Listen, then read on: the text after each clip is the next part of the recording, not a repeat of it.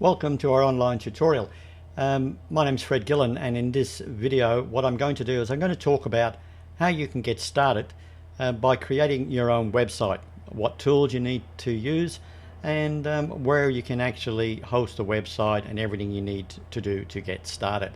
So in order to do that, what I'm going to do is I'm going to go to a whiteboard. Now you'll notice throughout my videos that I will be using some tools. A lot of the tools I try and use are free, and I will be explaining them as we go through the various modules. But for this initial introduction, I'm just going to use an onboard whiteboard, and you can actually use, if you decide to use something like this yourself, then you can actually do that by simply going to the site awwapp.com. So it's awwapp.com. In order to get started, there's a number of things that we actually need to make a website available to people to view on the internet. So the first thing you need to do is you need to have a think about, when you go to a website at the moment, the first thing you actually type in is www. And in our case it's moremarketingideas.com. So the moremarketingideas.com is what they call a domain name, and when you type it into a web browser, it becomes a URL, which is a link to that domain name. Now, in order for that to work, there's a few things that we need to have in place. Obviously, we need to have a domain name. So in our next video, we're going to talk about how you can actually register your domain name and how to select one that's probably appropriate for your business. So we'll cover that off in the next video. But for this exercise, we're just going to talk about the components that you need to get a website up and running. So the first thing we actually just said there that we need is a domain name. Now, once we have a domain name, all a domain name is, it's like a business registration name. So it doesn't really do anything.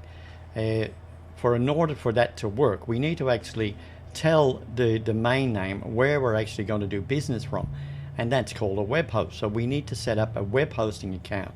And a web hosting account is really access to a big computer that's sitting out in the wild internet world, commonly known as the cloud. So it's sitting somewhere out in the cloud, and you'll put all the files up on there that make up your website so that people can see your content.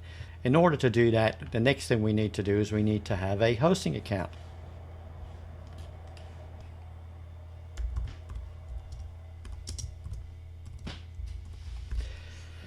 Now, once we have a hosting account, then what we need to do is we need to decide how we're going to actually build our website. Now, the original way, and still to this day people are using it, me included, is that you could build a website based on the framework of HTML. So HTML stands for Hypertext Markup Language.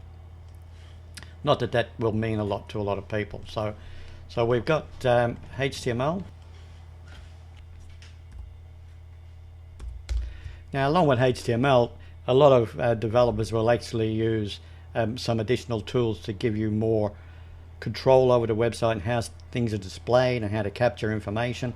And it can probably be something like PHP, which is a programming language, and then they'll need a database system as well. And in my case, I use MySQL because our hosting account provider actually provides all of these tools at no additional cost to the hosting.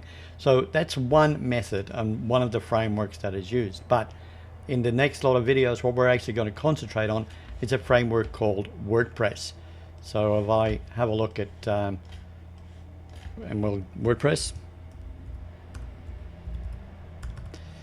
that's what we're going to look at. So we're going to be looking at WordPress as our main delivery system. In the following videos, we're going to actually cover off on that. So hopefully that gives you a good insight into what you need to get started. So we can actually move this one pretty much out of the way because we're not going to be using that. We'll actually grab this one here and move it in. So we need